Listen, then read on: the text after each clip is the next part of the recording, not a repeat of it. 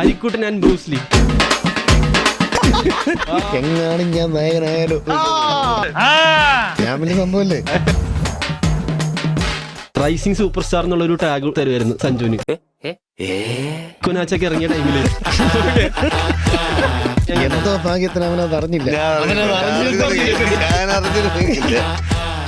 അരിക്കുട്ടനകത്ത് ഒരു 4 stage play ചെയ്യാനുണ്ട്. Starting from school face മുതൽ തുടങ്ങുന്ന ഒരു പരിപാടി, ഒരു മിഡ് 40s വരെ പോകുന്ന. അപ്പൊ അത് ഭയങ്കര ചലഞ്ചിങ് ആയിരുന്നു. നമുക്കൊരു 5 കിലോളം കുറച്ചു. ആ സ്റ്റമ്പ് കൊണ്ടൊക്കെ അതിന്റെ ടൈം ഇങ്ങനെ ഒറ്റ ടേക്കിലൊക്കെ ഇങ്ങനെ ഓക്കെ ആവുന്ന ഞാനിങ്ങനെ ആലോചിച്ചു. ഇതൊക്കെ കയ്യില് വെച്ചിട്ട് അണ്ടർ എസ്റ്റിമേറ്റ് ചെയ്യാതെ അതല്ലേ. ഞാൻ പണ്ട് ഭയങ്കര അഭ്യാസമായിരുന്നു, ഒതുങ്ങി കൂടുതലല്ലേ ഇപ്പം. നമ്മുടെ ഇന്ത്യൻ സിനിമയിൽ തന്നെ ഒരു കൾട്ട് ക്ലാസിക് മൂവിയാണ് ഗാങ്സ് ഓഫ് വസൈപൂർ. ഇപ്പൊ എല്ലാവരും പറയുന്നത് ഇത് ആ ലെവലാണ്, അതിനൊരു മറുപടിയാണ്. എന്റെ കാഴ്ചപ്പാടിൽ 4 സംഘം ഗാങ്സ് ഓഫ് വസൈപൂറും തമ്മിൽ യാതൊരു തരത്തിലും കമ്പയർ ചെയ്യപ്പെടേണ്ട ഒരു സാധനമല്ല. വേറെ തന്നെ ഒരു ആർട്ട് വർക്കാണ്, അതും വേറെ തന്നെ. അത് എത്രയോ വർഷം മുമ്പ് വന്നിട്ടുള്ള, അന്നത്തെ കാലത്ത് നമ്മൾ ചിന്തിക്കുന്നതിനപ്പുറമാണ്. ലാൽ സാറിന്റെ ഫൈറ്റ് കാണാൻ പറ്റി. ലാൽ സാർ ഭയങ്കര ഈസി ആയിട്ടാണ് ഫൈറ്റ് ചെയ്യുന്നത്. അതായത് എതിരാളിയെ ഇടിക്കുന്നത് എതിരാളി പോലും അറിയില്ല, തൊട്ട് വിടത്തെ ഇങ്ങനെ. പക്ഷെ ഫേസിലും ബോഡി ലാംഗ്വേജിലും ആ പവർ ഉണ്ട്. പുതിയതായിട്ടൊരു ഗാങ്സ്റ്റർ സീരീസ് വന്നിട്ടുണ്ട്, ദ ക്രോണിക്കൽസ് ഓഫ് 4 ഗ്യാങ്. ആ സീരീസിലെ ഗ്യാങ് ലീഡേഴ്സ് ആണ് എൻ്റെ ഒപ്പം ഉള്ളത്. Welcome Sanju, welcome Prashanth. Thank you. Actually Arikuttan and Bruce Lee ക്യാരക്ടേഴ്സിനെ കുറിച്ച് പറയുകയാണെങ്കിൽ തന്നെ ആ ഒരു പ്രിപ്പറേഷൻ എങ്ങനെയായിരുന്നു? അരിക്കുട്ടനകത്ത് ഒരു 4 സ്റ്റേജ് പ്ലേ ചെയ്യാനുണ്ട്. അപ്പോൾ ഒരു സ്റ്റാർട്ടിങ് ഫ്രം സ്കൂൾ ഫേസ് മുതൽ തുടങ്ങുന്ന ഒരു പരിപാടി, ഒരു മിഡ് 40s വരെ പോകുന്ന ഒരു ഇതാണ് നമ്മൾ സീസൺ 1 നമ്മൾ കാണിച്ചിരിക്കുന്നത്. അപ്പോൾ അത് ഭയങ്കര ചലഞ്ചിങ് ആയിരുന്നു. നമുക്കൊരു കുറഞ്ഞ സമയത്തിനുള്ളിലാണ് നമ്മൾ ഷൂട്ട് ചെയ്തത്, ഒരു 100 days ഓഫ് ഷൂട്ട്. അപ്പോൾ ഈ ദിവസത്തിനുള്ളിൽ തന്നെയാണ് ഈ ട്രാൻസ്ഫോർമേഷൻ അത്രയും സംഭവിക്കേണ്ടതും. അപ്പോൾ നമ്മൾ ചെയ്തിരുന്നത് യങ്ങർ ഡേയ്സ് ടു മറ്റേ ഏജ് ആവുന്ന ആ ഒരു അങ്ങനെയായിരുന്നു നമ്മൾ ഷൂട്ട് ചെയ്തിരുന്നത്. പക്ഷേ അതിന് വേണ്ടിയുള്ള പ്രിപ്പറേഷൻ എന്ന് വെച്ച് കഴിഞ്ഞാൽ ഇപ്പോൾ സ്കൂൾ ഡേയ്സിലേക്കൊക്കെ വരാൻ വേണ്ടിയിട്ടുള്ള ഒരു ചേഞ്ച് അത് കാര്യമായിട്ട് എടുക്കേണ്ടി വന്നിരുന്നത് ഫിസിക്കലി. അപ്പോൾ ആ ഫിസിക്കലി ചെയ്യുന്ന പരിപാടി നമ്മളെ അല്ലാതെയും ആസ് എൻ ആക്ടർ നമുക്ക് ക്യാരക്ടർ വൈസും നമ്മളെ ഹെൽപ്പ് ചെയ്യും, ഒരുപാട് ഹെൽപ്പ് ചെയ്യും. നമ്മുടെ ഒരു ജോലി പകുതിയോളം കുറയ്ക്കും. കാരണം നമ്മൾ ഫിസിക്കലി അത്രയും ചേഞ്ച് വരുമ്പോൾ തന്നെ നമുക്ക് അങ്ങനത്തെ ഒരു ഫീൽ കിട്ടുകയും അപ്പോൾ അതിന് പ്രിപ്പയർ ചെയ്യാൻ കുറച്ചൊരു സുഖമാണ്. ആ പ്രിപ്പറേഷൻ, ഫിസിക്കൽ ട്രാൻസ്ഫോർമേഷൻ ഭയങ്കര ഡിഫിക്കൽട്ടും, പക്ഷേ ഞാൻ ഒരുപാട് എൻജോയ് ചെയ്തൊരു പ്രോസസ്സാണ്. കാരണം ആ സമയം എനിക്ക് പേഴ്സണലി വെച്ചൊരു ടാർഗറ്റ്, കാരണം ഞാൻ അതിന് വേണ്ടി അങ്ങനത്തെ ഒരു പരിപാടിക്ക് ഞാൻ വെയിറ്റ് ചെയ്യുമായിരുന്നു. അപ്പോൾ എനിക്ക് അങ്ങനത്തെ ഒരു ടാർഗറ്റ് ഉണ്ടായിരുന്നു. അതായത് ആ സമയത്ത് എനിക്ക് എന്ത് വെയിറ്റ് ഉണ്ടായിരുന്നു ആ വെയിറ്റിലേക്ക് എനിക്ക് എത്തണം. ആ സമയത്ത് ഞാൻ എത്ര ക്വിക്കായിരുന്നു, അല്ലെങ്കിൽ അന്ന് സ്പോർട്സിലുമൊക്കെ ഭയങ്കര ആക്റ്റീവ് ആയിരുന്നു. അപ്പോൾ അന്നുണ്ടായിരുന്ന ഒരു ഫിസിക്കൽ സ്റ്റേറ്റസിലേക്ക് എത്തണം എന്നൊക്കെയുള്ളൊരു ദുർവാശി വെച്ച് മുമ്പോട്ട് പോയി. പക്ഷെ അത് ഭയങ്കരമായിട്ട് ഗുണം ചെയ്തു. അതാണ് ഞാൻ സീരീസ് കണ്ടപ്പോൾ എനിക്ക് സ്ട്രൈക്ക് അല്ലെങ്കിൽ തോന്നിയതാണ്, ഈ പുള്ളി ഇത് എങ്ങനെ ഈ ചെറുപ്പം നല്ല രസമായിട്ട് കാണിച്ചിട്ടുണ്ട്, ആ ടീനേജ് നമുക്ക് തോന്നിക്കും. അപ്പോൾ അതെങ്ങനെ ട്രാൻസ്ഫോം ചെയ്തെടുത്തുന്നായിരുന്നു എനിക്ക് ആദ്യം ആലോചിച്ചത്. ശരിക്കും ആ ഒരു വാശിയായിരുന്നു എൻ്റെ ചെറുപ്പത്തിൽ. ഞാൻ എങ്ങനെയായിരുന്നു ആ ഒരു രീതിക്ക് വേണം എനിക്ക് ഇതിലും അത്രയ്ക്ക് വാശി ആവശ്യമില്ല, മനസ്സിലായി. ഓരോ സ്റ്റേജും തീർത്താണോ അടുത്ത സ്റ്റേജിലേക്ക് പോയത്? അതെ. ഓൾമോസ്റ്റ് അപ്പോൾ എത്ര കിലോ കുറച്ചുണ്ടാവും? ഒരു 5 കിലോളം കുറച്ചു. അപ്പോൾ അതിന് മുമ്പേ ഞാൻ ആക്ച്വലി കുറച്ച് 1000 ബേബീസിന് വേണ്ടി കുറച്ച് കുറഞ്ഞിരുന്നു. ഞാനൊരു അറൗണ്ട് 76 ആ ഒരു ഇതിലായിരുന്നു. 1000 ബേബീസിന് വേണ്ടി കുറച്ചു. പക്ഷെ പിന്നീട് അതൊരു 73 പോയിൻറ്റ്സ്, ഒരു 74 അറൗണ്ട് ആയിരുന്നു. അവിടുന്ന് ഒരു 68 വരെ ഞാൻ എത്തിച്ചു. അതായിരുന്നു ഞാൻ സ്കൂൾ കഴിഞ്ഞ് ആ സമയത്ത് എൻ്റെ വെയിറ്റ്.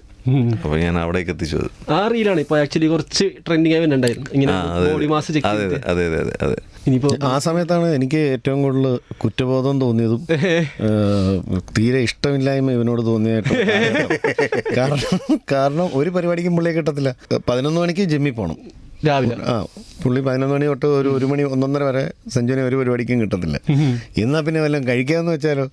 അതുമില്ല. അതും ഭയങ്കര ഹെൽത്തി ആയിട്ട് മ്യൂസ്ലിയും ഡ്രൈ ഫ്രൂട്ട്സും പരിപാടിയൊക്കെ നമുക്ക് കഴിക്കുമ്പോൾ കുറ്റബോധം തോന്നും.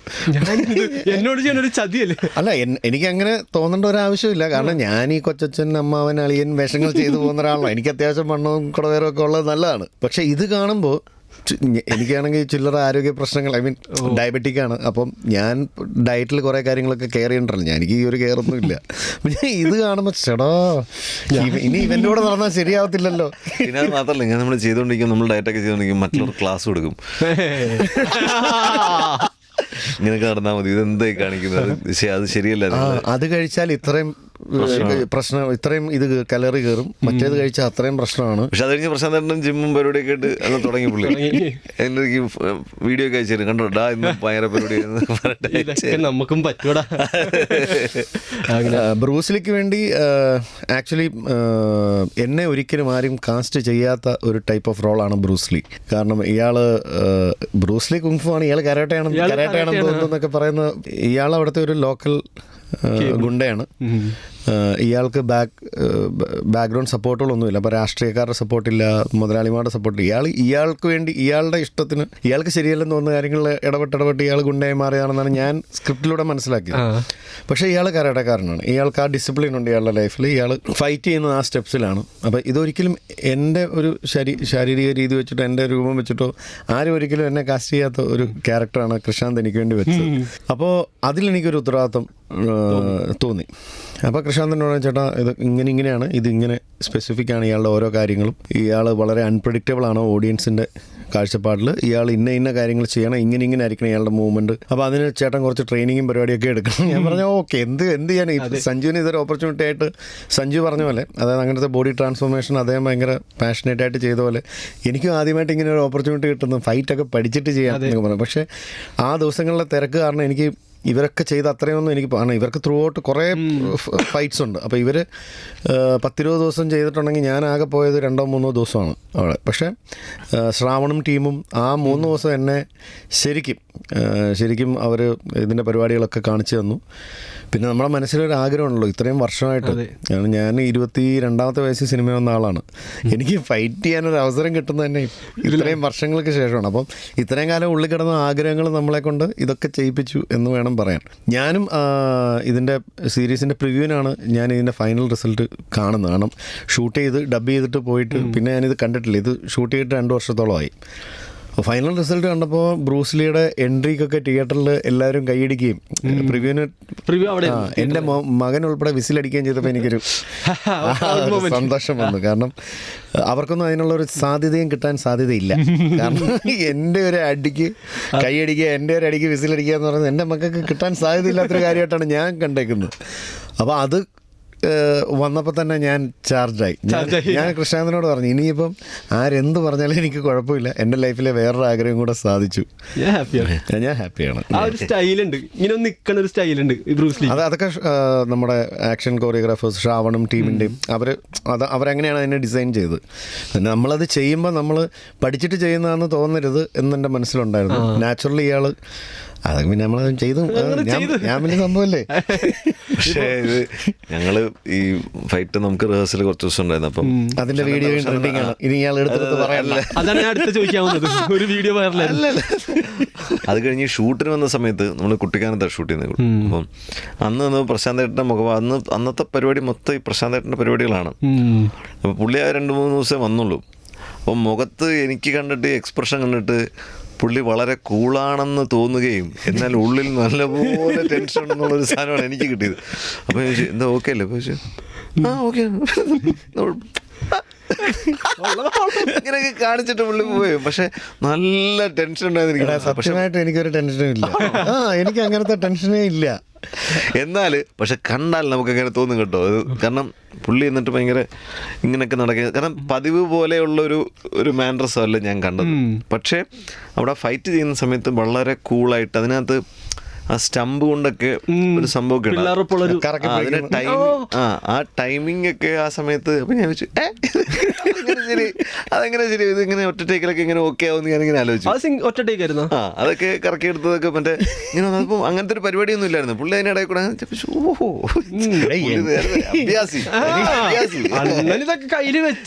അണ്ടർസ്റ്റിമേറ്റ് ചെയ്യാതെ അതല്ലേ. ഞാൻ പണ്ട് ഭയങ്കര അഭ്യാസമായിരുന്നു, ഒതുങ്ങി കൂടുതലല്ലേ ഇപ്പം. ഞാൻ മറ്റേ ഡയറ്റും ഭയങ്കര. അപ്പം നമ്മൾ അവിടെ എനിക്ക് ഇപ്പോഴും ഓർമ്മയുണ്ട്. പുള്ളി ചോറിന് ഞാൻ നല്ലപോലെ പുളിശ്ശേരിയൊക്കെ കുഴച്ച് നല്ല രസം. പുള്ളിക്ക് എന്തൊന്നും കഴിക്കാൻ പറ്റത്തില്ല, ആകെ കുറച്ച് നട്ട്സും കാര്യങ്ങളൊക്കെ ഉള്ളൂ. അപ്പൊ എനിക്ക് 2 ഉരുള തരൂ, എനിക്ക് 2 ഉരുള ചോറ് എനിക്ക് 2 കാര്യങ്ങളാണ്. ഒന്ന് നന്നായി കഴിക്കുന്നവനെ കൂടുതൽ കഴിപ്പിക്കുക എന്നുള്ള ആഗ്രഹമുണ്ട്, നന്നായിട്ട് ഉറങ്ങുന്നവനെ ഉണർത്താതിരിക്കുക എന്ന് പറയുന്നത്. ഈ 2 കാര്യങ്ങൾ ഞാൻ എപ്പോഴും ചെയ്യുന്ന. അത് ഞാൻ പറയട്ടെ, ഒരു പുണ്യ പ്രവൃത്തിയായിട്ടാണ്. രണ്ടാമത് പറഞ്ഞാൽ ഉറങ്ങുന്നതിന് പക്ഷേ ഉത്തരവാദിത്തോടെ എണീറ്റ് പോകേണ്ടവനെയാണെങ്കിൽ ഉണർത്തി വിടേണ്ട ഉത്തരവാദിത്വം എനിക്കുണ്ട്. അത് അങ്ങനെ പറയുകയാണെങ്കിൽ പറയാണ്ടിരിക്കാൻ ഈ ഫൈറ്റിന്റെ സമയത്ത് എനിക്ക് ആകെയുള്ള ടെൻഷൻ എന്ന് വെച്ചാൽ ഞാൻ ഫൈറ്റിനെ കാണുന്നത് ആക്ച്വലി ഡാൻസ് കൊറിയോഗ്രഫി പോലെ തന്നെയാണ്. നല്ല വൃത്തിക്ക് എല്ലാവരും വളരെ അലൈൻഡായിട്ട് ചെയ്താൽ അത് ഭയങ്കര ഭംഗിയാണ് കാണാൻ. കാരണം ഇത് ആക്ടിങ് ആണല്ലോ, അല്ല ഒറിജിനലി നമ്മൾ ആരെയും ഇടിക്കുന്നില്ല. മോഹൻലാൽ സാറ് ആറാട്ടിൽ അഭിനയിച്ചുകൊണ്ടുള്ള ഏറ്റവും വലിയൊരു ഗുണമാണ് ലാൽ സാറിന്റെ ഫൈറ്റ് കാണാൻ പറ്റി. ലാൽ സാർ ഭയങ്കര ഈസി ആയിട്ടാണ് ഫൈറ്റ് ചെയ്യുന്നത്. അതായത് എതിരാളിയെ ഇടിക്കുന്നത് എതിരാളി പോലും അറിയില്ല, തൊട്ട് വിടത്തുകൾ ഇങ്ങനെ. പക്ഷേ ഫേസിലും ബോഡി ലാംഗ്വേജിലും ആ പവറുണ്ട്. നമ്മൾ ഇന്റർവ്യൂസിലൊക്കെ കണ്ടിട്ടുള്ളതും വായിച്ചിട്ടുള്ളതും ഒക്കെ ധീരന്മാരായ നായകന്മാർ, ജയനെ പോലുള്ള ജയൻ, അജയ് ദേവഗൻ, അക്ഷയ് കുമാർ, ഇങ്ങനെ പല, ലാലേട്ടൻ, ഇവരൊന്നും ഡ്യൂപ്പ് വേണ്ട ഞാൻ തന്നെ ചെയ്തോളാം എന്ന് പറഞ്ഞ് അവർ ചാടി ഇറങ്ങി സെറ്റിലേക്ക് എന്നൊക്കെ ഡയറക്ടേഴ്സ് ഇന്റർവ്യൂകളാണ് നമ്മൾ വായിച്ചേക്കുന്നത്. നമുക്ക് അതിൻ്റെ ഒരു ചെറിയ ത്വരയുണ്ടാവും. വേണ്ട ഡ്യൂപ്പ് വേണ്ട ഞാൻ ചെയ്തോളാം, ഡ്യൂപ്പ് വേണ്ട ഞാൻ അങ്ങനെ ഒരു സിനിമ ഫുൾ ഫൈറ്റ് ചെയ്തിട്ടുണ്ട് കേട്ടോ. അത് ഇറങ്ങിയിട്ടില്ല, പ്രഹരം എന്നാണ് പടത്തിൻ്റെ പേര്. അതിൽ ഡ്യൂപ്പ് ഇടാമെന്ന് പറഞ്ഞൊരു പോർഷൻ വേണ്ട എനിക്കും ചെയ്ത് പഠിക്കണമല്ലോ. അപ്പോൾ പുരുഷപ്രേതം കഴിഞ്ഞിരിക്കുന്ന സമയമാണ്, എങ്ങാനും ഞാൻ നായകനായാലോ. അപ്പോൾ ഇതൊക്കെ ഒന്ന് പഠിച്ചിരിക്കുന്ന നല്ലതാണല്ലോ എന്ന് പറഞ്ഞ് എന്നെ ഇങ്ങനെ ഞാനിങ്ങനെ തറയുന്ന 3 കറക്കം കറങ്ങി ഉയർന്ന് 3 കറക്കം കറങ്ങി തറയിലേക്ക് വീഴുന്ന ഒരു ഷോട്ടാണ്. അപ്പോൾ ഇത് റോപ്പ് നമ്മുടെ ശരീരത്തിൽ ചുറ്റിയിട്ട് റോപ്പ് ഇങ്ങനെ ചുറ്റിയിട്ട് വലിക്കുന്നുണ്ട്. റോപ്പ് നിവരുന്ന അനുസരിച്ച് നമ്മുടെ ശരീരവും കറങ്ങി നമ്മൾ പോയി താഴെ വീഴും. അപ്പം മെത്തയെല്ലാം ഇട്ടിട്ടുണ്ട്, ഈ കറക്കത്തിൻ്റെ ഒരു സാധനം മാത്രമേ ഉള്ളൂ. പക്ഷേ ഇതൊരു 18 ടേക്ക് പോയി. എന്നിട്ട് കറക്കിക്കൊണ്ടിരിക്കുക. ഈ 18 പ്രാവശ്യം ഞാൻ ലാൻഡ് ചെയ്യുന്നത് പല സ്ഥലത്താണ്. ഒരു സ്ഥലത്ത് നിന്ന് വീഴുണ്ടേ. അപ്പോൾ അത് ഫൈറ്റേഴ്സിന്റെ ഈ കാൽക്കുലേഷനിൽ ഉണ്ടാകുന്ന മിസ്റ്റേക്കാണ്. ഈ 18 പ്രാവശ്യം ഞാൻ മെത്തേ തന്നെ വീണുകൊണ്ട് ഞാൻ വലിയ പരാതി പറഞ്ഞില്ല. അപ്പം ഞാൻ പറയുന്നുണ്ട്, സാർ ഇതിന്റെ പൊസിഷൻ മാറുന്നുണ്ട്, പൊസിഷൻ മാറിയാൽ ക്യാമറയിൽ കറക്റ്റ് കിട്ടത്തില്ല, അപ്പോൾ വീണ്ടും റീടേക്ക് പോകണം. അപ്പോൾ ഇനിയെങ്കിലും നിങ്ങൾ നോക്കി ചെയ്യുമെന്ന് പറഞ്ഞു. ലാസ്റ്റ് 19ാമത്തെ ടേക്ക് ഞാൻ കറങ്ങി ചെന്ന് വീഴുന്ന ഒരു മരക്കുറ്റിയുടെ മേളിലാണ്. അന്നാണ് ഞാൻ ആദ്യമായിട്ടും അവസാനമായിട്ടും ഭയങ്കര കാറ്റായിരുന്നു, അതിങ്ങനെ കറങ്ങി. അത് ഭയങ്കര പരിപാടിയാണ്. അത് നമ്മൾ ആവേശം നമുക്ക് വരും. ഇപ്പോ ബ്രൂസ്ലിയും പിന്നെ നമ്മുടെ പൈലക്കുട്ടനും വിഷ്ണു അഗസ്ത്യായിട്ടുള്ള റാപ്പ് എങ്ങനെയായിരുന്നു? വിഷ്ണുവിനെ എനിക്ക് വർഷങ്ങൾ, ഞാൻ ടെലിവിഷൻ ആങ്കർ ആയിരുന്നു, വിഷ്ണുവും ടെലിവിഷൻ ആങ്കർ ആയിരുന്നു. അതുകൊണ്ട് വളരെ നേരത്തെ സിനിമയിലേക്ക് എത്തിയ ഒരു ടെലിവിഷൻ ആങ്കർ എന്നുള്ള രീതിയിൽ വിഷ്ണുവിനെയും ടെലിവിഷൻ ആങ്കർ, അവൻ സിനിമയിലെത്താൻ സാധ്യതയുള്ള ഒരാളായിട്ട്, അവൻ സിനിമ ഭയങ്കര ആഗ്രഹമായിരുന്നു നന്നേ. അപ്പം അന്ന് തൊട്ടേ നമ്മൾ കാണുമ്പോഴൊക്കെ ഇങ്ങനെ പരസ്പരം മോട്ടിവേറ്റ് ഒക്കെ ചെയ്ത് നിൽക്കുന്ന ആൾക്കാരായിരുന്നു. പിന്നെ വലിയൊരു ഗ്യാപ്പ് വന്നിട്ടാണ് വിഷ്ണുവിനെ നമ്മളിപ്പോൾ കാണുന്ന വിഷ്ണു അഗസ്ത്യയുടെ സിനിമകളൊക്കെ നമ്മൾ കാണുന്നതും. അപ്പം ഇൻസോംനിയ നൈറ്റ്സ് കണ്ടപ്പോൾ എനിക്ക് ഭയങ്കര സന്തോഷം തോന്നി. ഞാൻ അവനെ വിളിച്ച് എടാ അടിപൊളിയായിട്ടുണ്ടെന്നൊക്കെ പറഞ്ഞ്. ഇപ്പം വിഷ്ണു അഗസ്ത്യക്ക് അങ്ങനെ ഉപദേശങ്ങളുടെ ഒന്നും ആവശ്യമില്ല. അദ്ദേഹം കൃത്യമായിട്ട്, അതായത് മോട്ടിവേഷൻ്റെ ആവശ്യമില്ല, സെൽഫ് മോട്ടിവേറ്റഡ് ആയിട്ടുള്ള ഒരു ചെറുപ്പക്കാരനാണ്. പുള്ളിക്ക് അറിയാം എങ്ങനെ എന്ത് പെർഫോമൻസ് വൈസും. പേലക്കുട്ടിന് വേണ്ടി ഞാൻ ഓർക്കും ഇവൻ എന്തെല്ലാം ഒരു ഡയലോഗ് തന്നെ 10-15 പ്രാവശ്യം പല രീതിയിലൊക്കെ പറഞ്ഞു നോക്കും, ഭയങ്കരമായിട്ട് പ്രിപ്പയർ ചെയ്യും. ഞാൻ ഓർക്കും ദൈവമേ ഇങ്ങനെയൊക്കെ ചെയ്യണോ. നമുക്ക് പ്രിപ്പറേഷൻ ഇതിങ്ങനെയാണ്, നമുക്ക് അതിൻ്റെ ടെക്നിക്കാലിറ്റി അറിയത്തില്ല, നമുക്ക് മനസ്സിൽ വരുന്നതും മനസ്സിലാവുന്ന രീതി വെച്ച് നമ്മളങ്ങ് ചെയ്യുന്നതാണ്. പക്ഷെ ഇത് ഇത്ര പ്രിപ്പയർ ചെയ്തൊക്കെ ചെയ്യേണ്ട ഒരു പരിപാടിയാണെന്ന് വിഷ്ണുവിനെ കാണുമ്പോൾ നമുക്ക് തോന്നിപ്പോവും. ചിലപ്പോൾ എനിക്ക് പറയണമെന്ന് തോന്നുന്നു, അളിയാ ഇത്രയൊന്നും ഇല്ലെങ്കിലും കാര്യം നടക്കും കേട്ടോ. നേരത്തെ എല്ലാവരും റൈസിംഗ് സൂപ്പർ സ്റ്റാർ എന്നുള്ളൊരു ടാഗ് തരുമായിരുന്നു സഞ്ജുവിന്, ഈ നീക്കോ നാച്ചൊക്കെ വന്ന ടൈമിൽ. യൂട്യൂബിൽ ചില ഇന്റർവ്യൂലുണ്ട്, ഞാൻ നോക്കിയതാണ്. അപ്പൊ റൈസിംഗ് സൂപ്പർ സ്റ്റാർ ഈ നീക്കോ നാച്ചൊക്കെ ഇറങ്ങിയ ടൈമില് പറയട്ടെ, റൈസിംഗ് സൂപ്പർ സ്റ്റാർ എന്നുള്ള ഒരു ടാഗ് ഇങ്ങനെ ആ ഒരു ഇന്റർവ്യൂസിലേക്ക് എന്തോ ഭാഗ്യത്തിന് അവനത് അറിഞ്ഞില്ല. അപ്പൊ കരിയറിൽ ആക്ച്വലി എസ്റ്റാബ്ലിഷ് ആയെന്ന് തോന്നിയത് ഏത് പ്രൊജക്റ്റിലാണ് സഞ്ജുവിന് തോന്നിയത്? അങ്ങനത്തെ വലിയ വിജയങ്ങൾ സംഭവിക്കുമ്പോഴൊക്കെ നമുക്ക് തോന്നും എസ്റ്റാബ്ലിഷ്ഡ് ആയെന്ന്. പക്ഷെ അത് അങ്ങനല്ല. അങ്ങോട്ട് തോന്നലുണ്ടാക്കുക എന്നുള്ളതാണ് ഈ മറ്റേ സിനിമയുടെ ഒരു രീതി. നമ്മൾ നിക്കോനാച്ച് കഴിഞ്ഞപ്പോഴേ പറഞ്ഞ പോലെ ഭയങ്കര എക്സ്പെക്ടേഷനും ഒരുപാട് പേര് നല്ല ഇത്.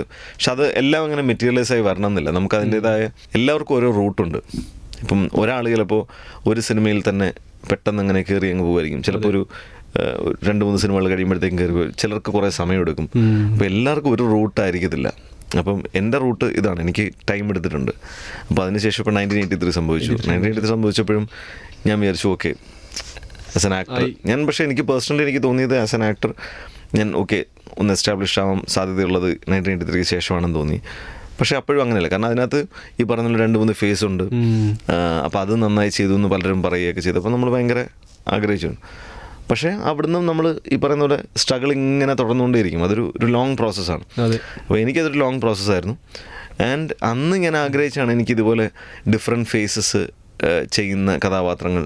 കാരണം എനിക്ക് 1983 ബാബുക്കുട്ടൻ ചെയ്തിട്ട് എനിക്ക് കൊതി തീർന്നിട്ടില്ലാത്തൊരു കഥാപാത്രമായിരുന്നു. ഷൈൻ ചേട്ടനോട് എപ്പോഴും പറയുന്നു, ചേട്ടാ എനിക്കത് കുറേ കൂടെ ഉണ്ടായിരുന്നെങ്കിൽ എന്ന് എനിക്ക് ഭയങ്കര ആഗ്രഹമായിരുന്നു, കുറേ കൂടെ എനിക്ക് ചെയ്യണമായിരുന്നുണ്ടായിരുന്നു. പക്ഷെ അത് എനിക്ക് കിട്ടിയത് പിന്നീട് 1000 Babies സംഭവിച്ചപ്പോഴും അതിനുശേഷം ഈ അരിക്കുട്ടൻ സംഭവിച്ചപ്പോൾ. അപ്പം ഞാൻ പറഞ്ഞു, ഞാൻ എന്തിനാ അത്ര എഫേർട്ട് എടുത്തു എന്ന് ചോദിച്ചു കഴിഞ്ഞാൽ എൻ്റെ അന്ന് മുതലുള്ളൊരു കാത്തിരിപ്പുണ്ട് അങ്ങനത്തെ ഒരു ക്യാരക്ടറിന് വേണ്ടി, അല്ല അങ്ങനെ ചെയ്യാൻ വേണ്ടി, അങ്ങനെ ചെയ്യണം എന്നുള്ള ആഗ്രഹം കൊണ്ട്. അപ്പം അതൊരു ജേണിയാണ്. അപ്പോൾ ആസ് എൻ ആക്ടർ നമ്മൾ എപ്പോഴും ഞാൻ വിശ്വസിക്കുന്നു, നമ്മൾ ആസ് എൻ ആക്ടർ, കാരണം എനിക്ക് വേറെ ഒന്നും ചെയ്യാനില്ല, വേറെ ഓപ്ഷൻസ് ഒന്നുമില്ല. ഞാനപ്പം ആസ് എൻ ആക്ടർ ഞാൻ എസ്റ്റാബ്ലിഷ്ഡ് ആണ്. പക്ഷേ എൻ്റെ career wise should get established. അതിൻ്റെതായ സമയവും രീതികളും ഒക്കെ ഉണ്ട്. അപ്പോൾ ആ രീതികളിലൂടെ ഞാൻ പൊയ്ക്കൊണ്ടിരിക്കുന്നു. ഇപ്പോൾ കൃഷാന്ത് ഡയറക്ടറിൻ്റെ സ്ക്രിപ്റ്റായിട്ട് വന്നപ്പോൾ നിങ്ങൾക്ക് ആക്ച്വലി എന്തായിരുന്നു ഇതിൽ എക്സൈറ്റിംഗ് ആയിട്ട് തോന്നിച്ച ഒരു എലമെന്റ് എന്തായിരുന്നു സ്ക്രിപ്റ്റ് അല്ലാതെ? കൃഷാന്തിൻ്റെ ഫ്ലേവർ, അല്ലെങ്കിൽ കൃഷാന്തിൻ്റെ രീതികളും കൃഷാന്ത് നെറേറ്റ് ചെയ്യാൻ ഉദ്ദേശിക്കുന്ന വഴികളും ഒക്കെ ഭയങ്കര രസകരമായിരുന്നു. അപ്പോൾ എനിക്ക് ഈ കഥ കേട്ടപ്പോൾ തന്നെ ഇതിനകത്ത് യൂസ് ചെയ്തിരിക്കുന്ന, അല്ലെങ്കിൽ കഥ ഭയങ്കര കോമൺ ആയിട്ടൊരു കഥയാണ്. അപ്പോൾ നമ്മൾ പല സിനിമകളിലും പണ്ട് മുതലേ കണ്ടിട്ടുള്ള ഒരു പരിപാടി. അപ്പം ബേസിക് സാധനം, പക്ഷേ അതിനകത്ത് വന്നിരിക്കുന്ന ഇൻസ്റ്റൻസസും സിറ്റുവേഷൻസും എല്ലാം വളരെ ഡിഫറെൻ്റാണ്. അതിനകത്ത് കൃത്യമായ എല്ലാത്തിലും ഒരു ഡീറ്റെയിലിംഗ് ഉണ്ട്. അതായത് അവരെന്തുകൊണ്ട് അങ്ങനെ ചെയ്തു, അവരുടെ സാഹചര്യങ്ങൾ എന്താണ്. അപ്പോൾ നമ്മൾ പറയില്ല, ഒരാളുടെ ജീവിതം എന്തുകൊണ്ട് എങ്ങനെ ആവുന്നു എന്നുള്ളതിന് കാരണം അയാളുടെ പാരൻറ്റിങ് ആയിരിക്കും, അല്ലെങ്കിൽ അയാളുടെ സാഹചര്യങ്ങളായിരിക്കും, അയാളുടെ ജീൻസ്, അല്ലെങ്കിൽ അയാളുടെ വിദ്യാഭ്യാസം. ഇതെല്ലാം ഇതിൽ ചർച്ച ചെയ്തിട്ടുണ്ട്. എല്ലാ കഥാപാത്രങ്ങളിലും ചർച്ച ചെയ്തിട്ടുണ്ട്. അപ്പോൾ എല്ലാ ശ്രേണിയിൽപ്പെട്ട ആൾക്കാരുടെയും ചർച്ച ചെയ്തിട്ടുണ്ട്. അപ്പോൾ അതിനകത്ത് ഇപ്പം ഉദാഹരണത്തിന് ഒരാൾ അര എന്ന് വിളിക്കുന്ന ഒരു ക്യാരക്ടറുണ്ട്. അപ്പോൾ അതിനെപ്പറ്റി അത് പൊളിറ്റിക്കലി അത് കറക്റ്റാണോ, അതിനെപ്പറ്റി അതിൽ തന്നെ ചർച്ച ചെയ്യുന്നുണ്ട്. അതെ. അപ്പം പക്ഷേ അതിനകത്ത് സംബന്ധിച്ച് അതിനകത്ത് അതൊരു കുറവായിട്ടോ അങ്ങനെയല്ല. അയാളാണ് ഞങ്ങളുടെ ഇതിൽ ഏറ്റവും സക്സസ്ഫുൾ ബിസിനസ്മാൻ. അയാളാണ് ഞങ്ങൾക്ക് പൈസയ്ക്ക് എന്തെങ്കിലും പ്രശ്നം വരുമ്പോൾ ഞങ്ങളെ സഹായിക്കുന്ന ആൾ. അപ്പം ഇതൊന്നും ഒരു മനുഷ്യനെ വളരെ ബാധിക്കാതെ അയാൾ മുന്നേറി പോകുന്നു എന്നുള്ളതാണ് പറഞ്ഞിരിക്കുന്നത്.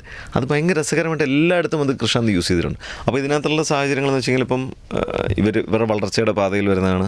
ഇപ്പോൾ അവർ ചെയ്യുന്ന ബിസിനസ്സുകളോ, അല്ലെങ്കിൽ പാലിൻ്റെ ബിസിനസ്, അതിൽ ഉണ്ടാകുന്ന ഒരു മാഫിയ, അല്ലെങ്കിൽ പൂ മാഫിയ, ഇതിനെ പറ്റിയിട്ടൊന്നും സിനിമകളിൽ അങ്ങനെ ചർച്ച ചെയ്തിട്ടില്ല, ഈ രീതികളോ. പിന്നെ സാധാരണ സിനിമകൾ നമ്മൾ കാണുക, ഇവർ ഇത് ചെയ്ത് പെട്ടെന്ന് അങ്ങ് ഭയങ്കര സക്സസ്ഫുൾ ആവുന്നു. ഇല്ല, ഇവരുടെ സക്സസ്സും അതുപോലെ തന്നെ ഫെയിലിയേഴ്സുമാണ് കാണുന്നത്. പരിക്കുട്ടൻ എന്ന് പറഞ്ഞ കഥാപാത്രത്തിൻ്റെ ഫെയിലിയേഴ്സിലാണ് ഇത് പോയിട്ട് ഇങ്ങനെ നിൽക്കുന്നത്. അപ്പം അതെല്ലാം കാണിച്ചു പോകുന്നുണ്ട്. ഇവരാണ് കുറച്ച് കഴിയുമ്പോൾ, ഒരു ഘട്ടം കഴിയുമ്പോൾ ഇവരാണ് ആക്ച്വലി നെഗറ്റീവ്. ഈ നായകൻ എന്ന് വിചാരിക്കുന്നത്, അല്ലെങ്കിൽ ആ പ്രൊട്ടഗോണിസ്റ്റ് ആണ് ഏറ്റവും നെഗറ്റീവായിട്ടുള്ള പല ആക്ടുകളും ചെയ്യുന്നത്. മറ്റുള്ളവർ അത്ര പ്രശ്നക്കാരല്ല. അങ്ങനെ പോകുന്ന ഒരു കഥ അത് കൃഷാന്ത് പറയുമ്പോൾ അത് ഭയങ്കര രസകരമായിരിക്കും എന്നുള്ളത് ഉറപ്പാണ്. നമ്മുടെ ഇന്ത്യൻ സിനിമയിൽ തന്നെ ഒരു കൾട്ട് ക്ലാസിക് മൂവിയാണ് ഗാങ്സ് ഓഫ് വസൈപൂർ. ഇപ്പം എല്ലാവരും പറയണത് ഇത് ആ ലെവലാണ്, അതിനൊരു മറുപടിയാണ്, അല്ലെങ്കിൽ ആ രീതിയിലാണ് കമ്പയർ ചെയ്യണത്. അപ്പോൾ ആ കമ്പാരിസൺ കേട്ടിട്ട് നിങ്ങൾക്ക് എന്ത് തോന്നി? എനിക്ക് ഗാങ്സ് ഓഫ് വസൈപൂറുമായിട്ട് എന്തുകൊണ്ടാണ് കമ്പയർ ചെയ്തതെന്നുള്ളതാണ് ഞാൻ ആദ്യം ചിന്തിക്കുന്നത്. ചിലപ്പം ഗാങ്സ്റ്റർ പടം ആയതുകൊണ്ടും ഭയങ്കര റോ ആയിട്ട് ചെയ്തിട്ടുള്ള ഒരു സിനിമയാണ് ഗാങ്സ് ഓഫ് വസൈപൂർ. അതിൽ കൂടുതലും ഗൊറില്ല ഷൂട്ട്സ് ആണ് നടത്തിയതെന്ന് ഞാൻ കേട്ടിട്ടുണ്ട്. ക്യാമറ ഹിഡൻ ആക്കി വെച്ചിട്ട് റിയൽ ലൈഫിലേക്ക് ഇറക്കി ചെയ്ത്. നമ്മളുടേത് ഈച്ച് ആൻഡ് എവറി ഫ്രെയിം നമ്മൾ ക്രിയേറ്റ് ചെയ്തതാണ്. അത് നമ്മളുണ്ടാക്കിയ ഒരു ലോകത്താണ് നമ്മളിത് ഷൂട്ട് ചെയ്തേക്കുന്നത്. പക്ഷെ ക്രിട്ടിക്സും മറ്റാൾക്കാരും ഗാങ്സ് ഓഫ് വസൈപൂറുമായിട്ട് കമ്പയർ ചെയ്യുമ്പോൾ നമുക്ക് ആ കമ്പാരിസൺ അവർക്ക് അങ്ങനെ തോന്നിയത് കൊണ്ടാണല്ലോ അവർ കമ്പയർ ചെയ്യുന്നത്. അതിന് നമ്മളൊരു ക്രെഡിറ്റ് ആയിട്ടും അത് സന്തോഷമായിട്ട് സ്വീകരിക്കുന്നുണ്ട്. പക്ഷേ എൻ്റെ കാഴ്ചപ്പാടിൽ നാലര സംഘം ഗാങ്സ് ഓഫ് വസൈപൂറും തമ്മിൽ യാതൊരു തരത്തിലും കമ്പയർ ചെയ്യപ്പെടേണ്ട ഒരു സാധനമല്ല. ഇത് വേറെ തന്നെ ഒരു ആർട്ട് വർക്കാണ്. അതും വേറെ തന്നെ, അത് എത്രയോ വർഷം മുമ്പ് വന്നിട്ടുള്ള ആ രീതിയിൽ ചിന്തിച്ച് എക്സിക്യൂട്ട് ചെയ്തിട്ടുള്ള ഒരു സിനിമയാണ്. അത് നമുക്ക് അന്നത്തെ കാലത്ത് നമ്മൾ ചിന്തിക്കുന്നതിനപ്പുറമാണ്. ഇന്ന് ഇത് ചെയ്തേക്കുന്നത് ഒരു ഗാങ്സ്റ്റർ പടം എന്നതിനേക്കാൾ ഉപരി ഇതിനകത്ത് കുറേ കാര്യങ്ങൾ അതിനപ്പുറത്തേക്കുണ്ട്. ഇത് രണ്ടും അക്കാഡമിക് തലത്തിൽ രണ്ട് തലത്തിൽ നിൽക്കുന്ന സിനിമകളാണ്. കാഴ്ചക്കാരന് ഒരേപോലെ തോന്നിയെങ്കിൽ അതിനെ നമ്മളൊരു ക്രെഡിറ്റായിട്ട് തന്നെ സ്വീകരിക്കുകയും ചെയ്യുന്നു. ആൻഡ് അതെനിക്ക് തോന്നുന്ന രണ്ട് കോമണാലിറ്റി ഉള്ളതെന്ന് വെച്ചാൽ രണ്ടും ക്വർക്കിനെസ് ആണ്. ക്വർക്കിനെസ് ആണ്. അത് ഒരു ടോട്ടലി ഒരു different language, different grammar follow ചെയ്തൊരു പരിപാടിയിലാണ് അത് പോയിരിക്കുന്നത്. അതിനകത്തും ഈ പറയുന്ന പോലെ ശരിക്കും പറഞ്ഞാൽ ഭയങ്കര വയലൻസ് സീൻസ് ഒക്കെ ഭയങ്കര ഹ്യൂമറസ് ആയിട്ടും ഒക്കെയാണ് പോയിട്ടുള്ളത്. അല്ലെങ്കിൽ നമ്മൾ ഭയങ്കര സാധാരണ സിനിമകൾ കണ്ട അയ്യോ എന്ന് പറയുന്ന സാധനങ്ങളൊക്കെ ഭയങ്കര ഹ്യൂമറസ് ആയിട്ടും ഭയങ്കര ലൈറ്റായിട്ടൊക്കെയാണ് പോയിരിക്കുന്നത്. ആൻഡ് ഇവിടെയും ഈ പറയുന്ന പോലെ വലിയ വലിയ ചില ക്രൈമുകൾ നടക്കുന്ന ഒരു ഭയങ്കര ഹ്യൂമറസ് ആയിട്ടും ഒക്കെയാണ് ട്രീറ്റ് ചെയ്തിരിക്കുന്നത്. പല ഡയലോഗുകളും അങ്ങനെയാണ്. ആൻഡ് എനിക്ക് തോന്നുന്നു ഇതിനകത്ത് പക്ഷേ എനിക്ക് തോന്നിയിട്ടുള്ള സാധിച്ചാൽ അതിൻ്റെ ഈ കൃത്യമായി പറയുന്ന ഈ പൊളിറ്റിക്സും എല്ലാം പറഞ്ഞു പോയിട്ടുണ്ട്. എല്ലാ ലെയറും ടച്ച് ചെയ്ത് പോയിട്ടുണ്ട്. ഇപ്പോൾ നമ്മളിപ്പോൾ ഹിന്ദിയിലെ കാര്യം പറഞ്ഞു, ഇദ്ദേഹം നാഷണൽ ലെവലിൽ ഒരു ബോളിവുഡ് സിനിമയിലും അഭിനയിച്ചിട്ടുണ്ട്. ദ ഇന്ത്യാസ് മോസ്റ്റ് വാണ്ടഡ് എന്ന് പറഞ്ഞാൽ ആ ഒരു കൾച്ചർ ഡിഫറൻസ് എന്തൊക്കെയാണ്? ബോളിവുഡ് സീരീസിലും അഭിനയിച്ചിട്ടുണ്ട്. ഇപ്പൊ വേറൊരു കൂടെ വരുന്നുണ്ട്, ട്രെയിൻ. രണ്ടാമത്തെ സിനിമ ചെയ്തു. പ്രതികാന്തിയായിട്ടല്ലേ? സീരീസ് അല്ല, സിനിമ പ്രതികാന്തിയായിട്ട്. അത് ആക്ച്വലി ഗുജറാത്ത് ബേസ്ഡ് ആണോ അല്ലെങ്കിൽ? അല്ല, അത് ഭോപ്പാലിലാണ് ഷൂട്ട് ചെയ്തത്. ഭോപ്പാലിലാണ്. പക്ഷേ ഒരു ഉൾനാടൻ കാർഷിക ഗ്രാമവും കർഷകരുടെ പ്രശ്നങ്ങളും ഇതുപോലെ തന്നെ ഭയങ്കര കിർക്കിനെസ്സിൽ അവതരിപ്പിച്ചിട്ടുള്ള ഒരു സിനിമയാണ്. ഈ ഹിന്ദി പോകുമ്പോൾ എന്തൊക്കെ ഡിഫറൻസസ് ഫേസ് ചെയ്തിട്ടുണ്ട് കൾച്ചറിലായിട്ട്?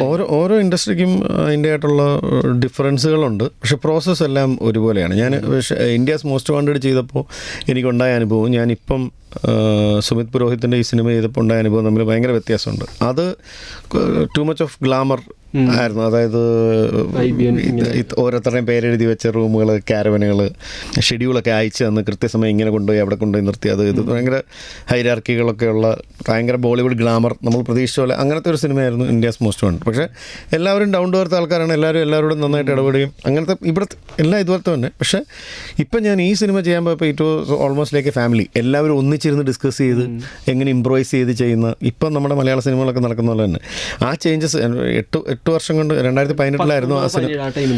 അപ്പം ആ കാലം കൊണ്ട് സിനിമയ്ക്ക് എല്ലായിടത്തും ഉണ്ടായൊരു ചേഞ്ചസ് എനിക്ക് അവിടെയും റിഫ്ലക്റ്റ് ചെയ്തു.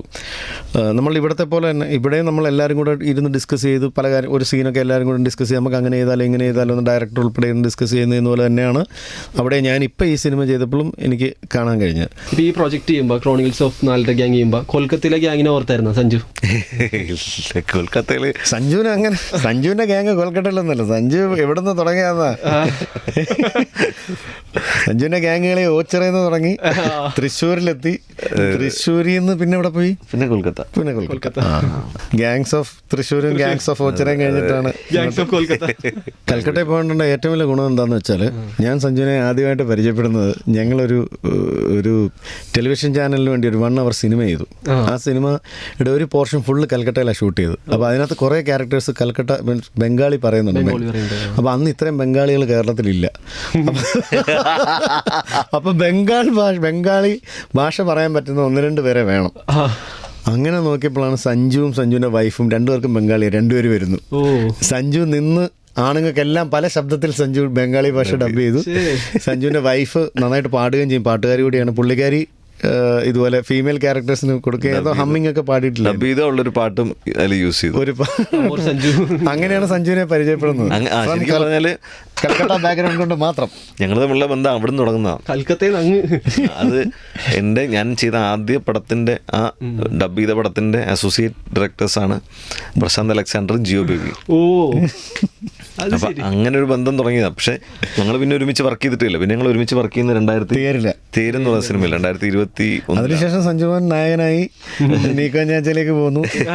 അപ്പൊ ജിയോ ആയിരുന്നു നീക്കോ ഞാച്ചയുടെ അസോസിയേറ്റ്. അതെ, അങ്ങനെ ജിയോ ബേബിയാണ് എന്നെ ആക്ച്വലി ഇതിന്റെ ഓഡീഷന് കൊണ്ടുപോകുന്നത്. അപ്പൊ അങ്ങനെ ഒരു ബന്ധമുണ്ട്. കൽക്കട്ട കാരണം എനിക്ക് കിട്ടിയ അതുകൊണ്ട് ലൈഫാണ് സിനിമ. അതെ, കൽക്കട്ട കാരണം എനിക്ക് സിനിമ കിട്ടിയത്. അപ്പൊ അന്ന് പരിചയപ്പെട്ട ആൾക്കാരാണ് പിന്നീട് നമ്മുടെ സുഹൃത്തുക്കളായി നമ്മുടെ കൂടെ ഉള്ളത്. അന്ന് അതിന്റെ മ്യൂസിക് ചെയ്തത് ബ്രദറായിരുന്നു, പ്രകാശായിരുന്നു. അങ്ങനെ ഒരുപാട് പേര്. ഈ സീരീസിൽ പറഞ്ഞു കൊടുക്കുന്നത് ബയോപിക്കാണ്. സഞ്ജു ബയോപിക്കാണ് പറഞ്ഞു കൊടുക്കണം. സഞ്ജുവിന്റെ ഒരു ബയോപിക് റിയൽ ആയിട്ട് ചെയ്യുവാണെന്നുണ്ടെങ്കിൽ ഡയറക്ടർ ആരായിരിക്കും, റൈറ്റർ ആരായിരിക്കും, ആക്ടർ ആരായിരിക്കും? അല്ല, പേര് കൊടുക്കാൻ പറ്റില്ല, കാരണം സഞ്ജയത്തെ ഓൾറെഡി സഞ്ജു എന്നും പറഞ്ഞ് കൊടുക്കാൻ പറ്റില്ലല്ലേ. സഞ്ജുവിന് വേറൊരു പേരുണ്ടാണ്, അത് കൊടുക്കാം. അത് പറയാമോ? വേണ്ട ഓട്ടോ. അങ്ങനെ പുള്ളി ആലോചിച്ചിട്ടുണ്ടോ സഞ്ജുവിന്റെ ബയോപിക് ഇറങ്ങുവാണെങ്കിൽ? ഇതിന്റെ ബയോപിക് ഇറങ്ങുകയാണെങ്കിൽ സഞ്ജുവിന്റെ മോൻ തന്നെ അഭിനയിക്കും. സഞ്ജു ആലോചിച്ചിട്ടേ ഇല്ല. മനസ്സിലുണ്ടായോ? വലിയൊരു എഴുത്തുകാരനോട് ഒരാൾ ചോദിച്ചു, ഇങ്ങനെ നിങ്ങൾക്ക് ഈ ആത്മകഥ എന്തുകൊണ്ട് എല്ലാവരും ചെയ്യുന്നുള്ളൂ, എന്തുകൊണ്ട് ചെയ്തുകൂടാ എന്ന് ചോദിക്കുമ്പോൾ അദ്ദേഹം പറഞ്ഞത്, സത്യസന്ധമായിട്ട് ആർക്കാ ആത്മകഥ എഴുതാൻ പറ്റുന്നത് എന്ന് പറഞ്ഞു. അപ്പം അതുകൊണ്ട് തന്നെ അത് ബയോപിക് വേണ്ട.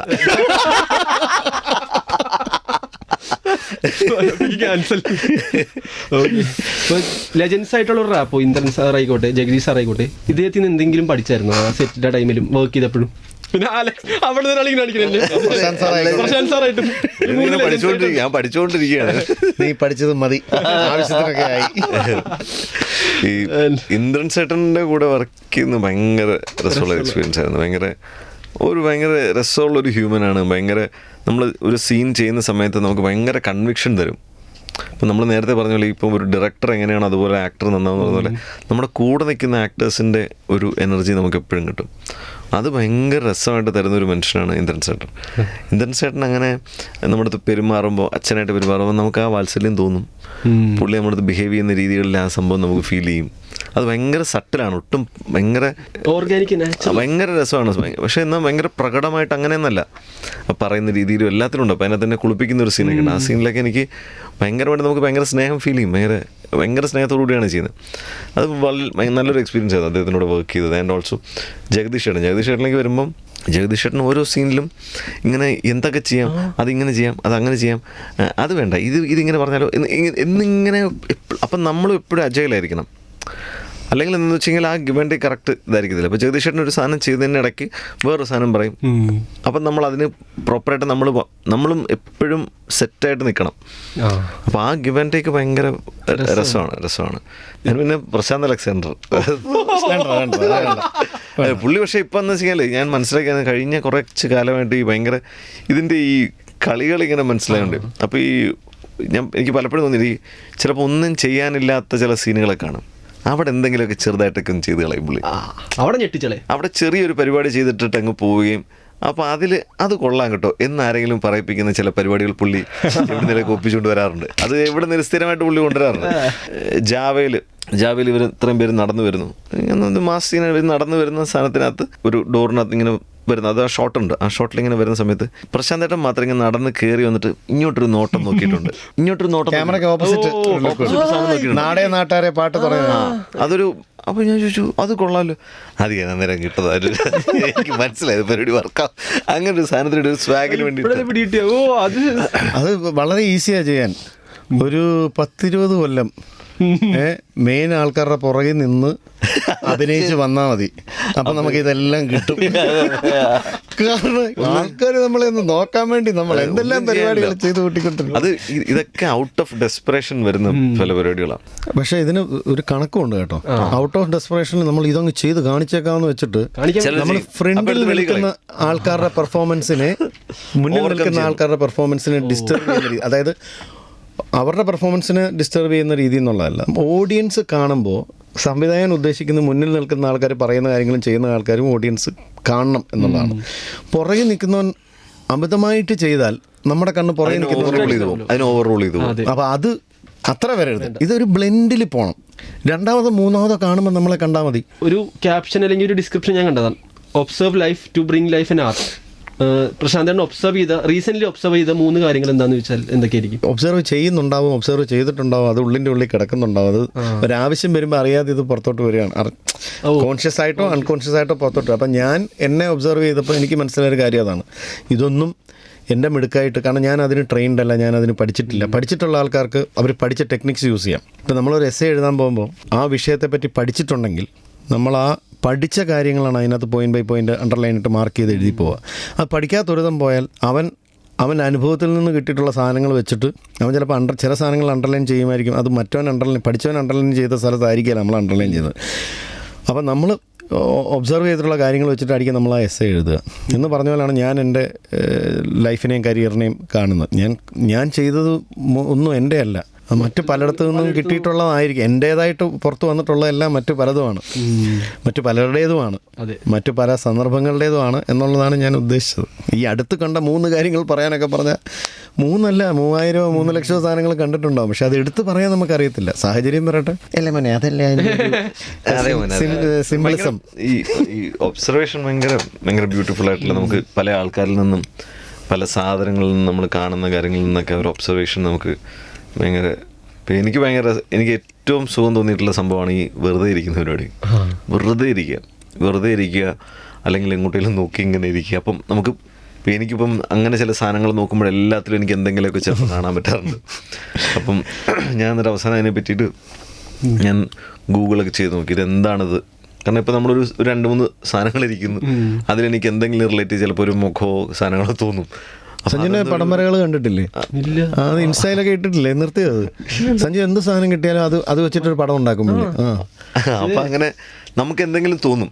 അപ്പോൾ ചില സാധനങ്ങൾ, ഇപ്പം ഇന്നലെ ഞാനൊരു സ്ഥലത്ത് പോയപ്പോൾ ഒരു ചെടി ഇരിക്കുന്നുണ്ട്. അപ്പോൾ ആ ചെടിയുടെ ഷേപ്പ് ഒരു ബോൺസായി ഇതാണ്. അപ്പം അത് കണ്ടപ്പോൾ എനിക്ക് ഭയങ്കരമായിട്ട് ജിറാഫിനെ പോലെ തോന്നിയത്. ഭയങ്കര രസം. കറക്റ്റാണത്, കറക്റ്റ് ജിറാഫ്. മുകളിൽ ഒത്തിരി പുല്ലുണ്ട്. അപ്പം അതിനൊരു തല മാത്രമേ മിസ്സിംഗ് ഉള്ളൂ. അപ്പോൾ തല വരച്ചത് ഭയങ്കര രസമുള്ള ജിറാഫ്. ഒരു ദിവസം ഞങ്ങൾ റോഡിൽ കൂടെ നടന്ന് എൻ്റെ വീട്ടിലോട്ട് പോവാം. അപ്പോൾ എൻ്റെ വീടിൻ്റെ ഡ്രോയിങ് റൂമിൽ ഒരു ഷാഡോ മാത്രമേ കിടപ്പുള്ളൂ. പുള്ളി അത് ഫോട്ടോ എടുത്തു.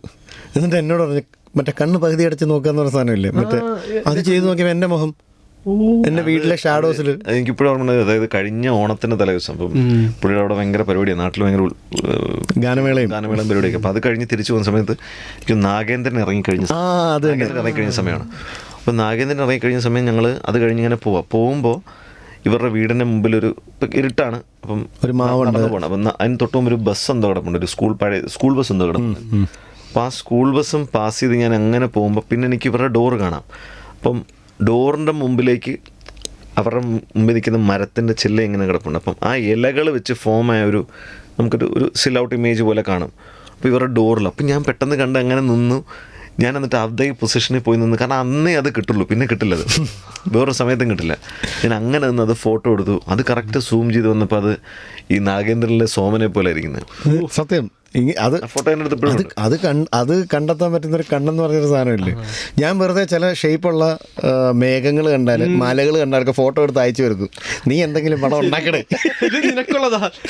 അങ്ങനത്തെ കുറേ സാധനങ്ങൾ പുള്ളിയുടെ. അങ്ങനത്തെ ആ ഫോട്ടോ എപ്പോഴും എൻ്റെ അടുത്ത് കിടപ്പുണ്ട്. പ്രശാന്തുണ്ട്. ഇത് സൂം ചെയ്ത് നോക്കുമ്പോൾ ആ മീശ ഉണ്ടോ, അത് സൂം ചെയ്യണ്ട, അല്ലാണ്ട് അങ്ങനെ നോക്കി കിട്ടത്തില്ല. ഇത് ദൂരെ നിന്ന് അവൻ എടുത്താ മീശയും കണ്ണും ഇവിടെ ഇങ്ങനെ മീശ വന്ന് ഇവിടെ കണ്ണും. എന്താ അത് ചുമ്മാ ഞാൻ റഫ് എന്ന് ചുമ്മാ വരച്ചിട്ടുള്ളത്. ഇങ്ങനെ ബർത്ത്ഡേക്ക് ഞാൻ വരച്ചിട്ടാന്ന് വെച്ചിട്ട് വെച്ചതാ. ഇത് പറഞ്ഞുകൊണ്ടാണെന്നറിയില്ല, പക്ഷെ നമുക്ക് ആ ഇലകളെ കണ്ണും മീശയായിട്ട് ഇങ്ങനെ കാണുന്നുണ്ട്. ഇങ്ങനെ ഇരിക്കും. ഇത് ആ നടന്നു വരുന്ന വരവിൽ ഇത് കണ്ണി കിട്ടുക എന്ന് പറയുന്നത് വലിയ ടാലൻ്റാ ശരിക്കും. ഇത് ഡീകോഡ് ചെയ്ത് ഒക്കെ കൊണ്ടുപോയി കഴിഞ്ഞാണ്ടല്ലോ ചിലപ്പോൾ നീ വലിയ മനുഷ്യനായിരിക്കും. ഇത് ഒറിജിനൽ എന്താണ് ശരിക്കും? ഇത് അമൃത ഹോസ്പിറ്റലിന്റെ ഏട്രിയമാണ്. ഒരു കൊട പോലെ ആക്കി. ഇത് ഒരു സ്റ്റുഡിയോ മൈക്ക്. അത്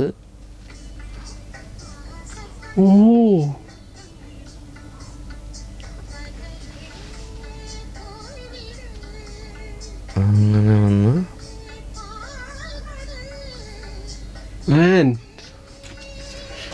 ഇയാൾ എപ്പോഴും ഫോണിൽ ഇങ്ങനെ കുത്തിക്കൊണ്ടിരിക്കും. ഇത് ഐപാഡിൽ അങ്ങനെ ഡ്രോ ചെയ്തെടുത്താണോ? ഇല്ല, ഇതിൽ ഇൻസ്റ്റാഗ്രാമിൽ തന്നെ നിങ്ങളെ പരിപാടി. അതായത് എൻ്റെ ഒഴിവ് സമയങ്ങൾ അതെനിക്കിടയ്ക്ക് ഒരുപാടുണ്ട്. അതെ, അങ്ങനെ വലിയൊരു കലാകാരനാണ് ഇദ്ദേഹം. ഇത് മറ്റേ നമ്മുടെ ശ്രീനിവാസൻ മിൽക്ക് ബിക്കീസ് 2 ബിസ്ക്കറ്റ് വെച്ചിട്ട് ചെയ്ത ബിസ്ക്കറ്റാണ്. ഇതൊക്കെ നമ്മൾ യാദൃശ്യമായിട്ട് കാണുന്നതാണ്.